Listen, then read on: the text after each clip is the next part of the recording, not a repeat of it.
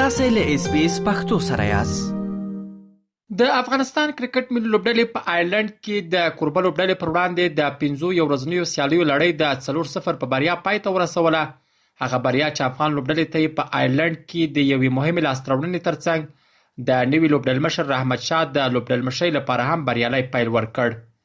افغانستان د لومړي ځل لپاره د آیرلند په خاوره کې د کوربه لوبډلې پر وړاندې د یو ورځنیو سیالیو په داسې لړۍ کې ولوبېده چې تر پیل وړاندې د کوربه لوبډلې د شرایطو او وروستیو پایلو له امله د افغان لوبډلې لپاره د سختې ازموینې اټکل کېده. آیرلند په دې وروستیو کې د هند پر وړاندې هم د پام وړ لوبې کړې وې، خو افغان لوبډلې په میدان کې د دغو اټکلونو خلاف پایله ترلاسه کړه او د سیالیو لړۍ د 4-0 په بریا پای ته ورسوله. د دې بریا لپاره د افغان لوبغاړو ښه توپوهنه او اغېزمنه توپ اچونه مهم عوامل بلل کېږي، خو له دې سره یو ځای د رحمت شاه د لوبډل مشرۍ لومړۍ ازموینه هم د پام وړ وه. د لوبې پر مهال د هغه پریکړې له لوبغاړو سره مشورې او د لوبډلې د مدیریت څرنګوالی هغه څه دي چې د دې بریا په ارزونه کې پرې بحث کېږي. د افغانستان کرکټ بورډ د آیرلند پر وړاندې د بریا د رحمت شاه لپاره ښه پیل بولي او وایي له هغه تمه لري چې په راتلونکو سیالیو کې هم د لوبډل مشر په توګه ښې پایلې ترلاسه کړي.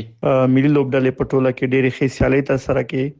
تاسو ولیدل چې لوبغاړو سلیزي وکړي، خطو په هنه ترسره شوې، په بالینګ کې خبالینګ ترسره شو. نو په ټوله کې بالکل کرکټ منیجمنت تمزي کوچینګ سټاف ته هم زی نوی لوبډل مشر ته هم زی واقعا چې د نوی لوبډل مشر لپاره هم یو خلاص راوړنه او ښکارا خبره ده چې دوی خچمتواله تر سره کړي او حتمن د خپلان سره میدان ته تلو.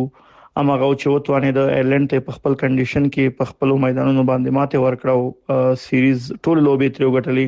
نو دا واقعا د خوشحالۍ ځای دی او یو خپل د رحمت شاه لپاره په دې هیله چې د پراتلونکو کې هم په خپل لوبډل مشرۍ کې هم داسې خوځلېږي او افغانستان ته بریاوي راوړي. د کرکټ بورډ په وینا د رحمت شاه د لوبډل مشرۍ لومړی لوبلړۍ و او د دې لړۍ بریالي پایله د راتلونکو سیالیو لپاره ښه پیل بلل کېږي. بورډ تمه لري چې د رحمت شاه او نوي روزنیز ټیم تر مشرۍ لاندې به افغانستان د 2024 کال نړیوال جام لپاره لا ښه چمتوالی ونیسي. د رحمت شاه په لوبډل مشرۍ کې دا اول سیریز وو، دا خو لا پیل دی. ان شاء الله چې زموږ به هیله دی د کرکټ بورډ به هیله دی چې رحمت شاه همدغه سي کامیاب لوبډل مشرۍ وکړي او تر نړیوال جام پورې د خچمتواله ونیسي او لکه په 2023 نړیوال جام کې مو چې خو کارکردګي وکړه لوبډل او خېسیالي مو غټي پیاوړ لوبډل نو شپږم مقام ترلاسه کړو. بیا هم هیله ده چې د رحمت شاه په لوبډل مشرۍ کې د نوي کوچینګ سټاف سره مونږه خېسیالي وکړو، خصوصا په راتلونکي نړیوال جام کې د 2020 کال 540 نړیوال جام کې مو هیله ده چې لوبډل هم دغه څه خوځلېږي او بیا هم وکولای شو چې د آی سی سی په یو ستر ایونت کې د پام وړ کارکردګي وکړو. خو د کرکټ شنونکو د افغانستان د دې بریا تر شا یوازې د لوبډل مشر مشرتابه نه بلکې د لوبغاړو د اوسني فارم یادونه کوي. د کرکټ شنونکو احمد فرهاد فدایي وایي چې د افغانستان د ټاپ اردر توپوهونکو او توپ اچونکو خفام د آیرلند پر وړاندې د بریا له مهمو عواملو څخه وو. ګورې دا ماشاءالله ډېره غټه لاسه راوړنه ده چې افغانستان ایرلند په ایرلند کې ماته ورکړه. هر هیواد په خپل هیواد کې ماته ورکول اسانه کار نه ځکه چې هغه هیواد خپل کنډیشنز کې ډېر بلد دي او تاسو ته ورسي او دوی په کنډیشنز کې دوی ته شکست ورکړي ماته ورکړي. نو دا په خپل یو ډېر غټه لاسه راوړنه ده. د دې عوامل دا دي چې د افغانستان ټاپ اردر په فارم کې د ماشاءالله د افغانستان بیټسمنانو رنزونه وکړل. نو دغه لوي چې افغانستان نو توانې د هم هدف پوره کړي او هم ستر هدفونه یا غټ هدفونه د لوبډل لپاره وټاکي. همدارس د افغانستان توپ اچونکي په فارم کې ول مثلا راشد خان 12 وکټ په یو سیریز کې دا په خپل یو ډېر غټ لاسه راوړنه لکه اکثر نه ګوري چې یو لوبغاړی په یو لوبلړۍ کې 12 وکټ واخلي. همدارس غزنفر ورسره په هر لوبه کې تقریبا وکټ واخیستلې. دومره تیز توپ اچونکي دومره په فارم کې نه ول او روتو بچونکو ښه کارکردګي وکړه. نن د بیټسمنانو او د بالرانو فارم چې افغانستان ټول لوبې وګټلې. احمد فرهاد فدایي د رحمت شاه د لوبډل مشر په توګه ټاکل کېدل هم ښه انتخاب بولي او وایي نوموړی د لوبې پر مهال له لوبغاړو سره مشورې کولې او د لوبډلې په چارو کې فعال و.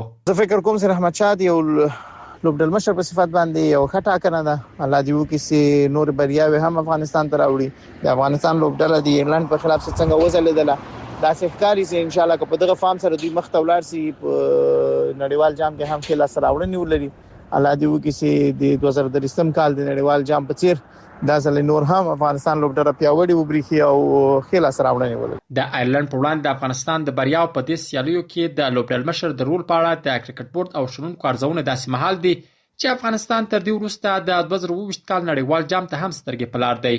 د آیرلند پر وړاندې بریا له هند سره راتلونکي سیالي او دغه سیالیو ترمنځ د لوبډلې د کمزوریو اصلاح او د لوبغاړو د فام ساتل هغه څه دي چې د نړیوال جام تر پیل وړاندې د افغان لوبډلې د چمتووالي مهمه برخه جوړوي. له هند سره راتلونکي سیالي چې ټاکل شوی را روانه میاشت تر سره شي د افغان لوبډلې لپاره به یو بل مهم فرصت وي څو خپل قوتونه وارزوي، کمزوري په ګوته کړي او تر نړیوال جام وړاندې د لوبډلې د چمتووالي بهیر لا پیاوړی کړي.